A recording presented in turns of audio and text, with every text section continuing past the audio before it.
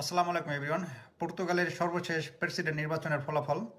তো এর আগে আমি আপনাদেরকে একটু বলে রাখি যে পর্তুগিজ নিয়ম অনুসারে প্রেসিডেন্ট নির্বাচনে প্রথম ধাপে উত্তীর্ণ হতে হলে একজন প্রার্থীকে 50%-এর বেশি ভোট পেতে হয়, যেটা প্রথম ধাপে কেউ 50% পায়নি, যার ফলে ফেব্রুয়ারি 8 তারিখে দ্বিতীয় রাউন্ড নির্বাচন অনুষ্ঠিত হবে।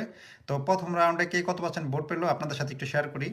তো সর্বপ্রথম অ্যান্তনিও জো সেগুরো তিনি 31.16% ভোট পেয়েছে। তো তার টোটাল ভোট সংখ্যা হচ্ছে 16,99,826 ভোট।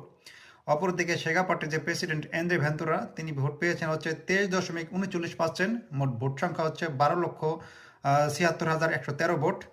আর তৃতীয় স্থান অধিকার করছে হচ্ছে কৃত্রিম দে ফিগুeiredo, তিনি ভোট পেয়েছেন হচ্ছে 15.94%। তার ভোটার সংখ্যা হচ্ছে যে 8,69,654 ভোট। তো অ্যান্তনি যে সেগুরো এবং অ্যান্দ্রে ভেন্তরার মধ্যেই সেকেন্ড রাউন্ডে ভোট অনুষ্ঠিত হবে। তো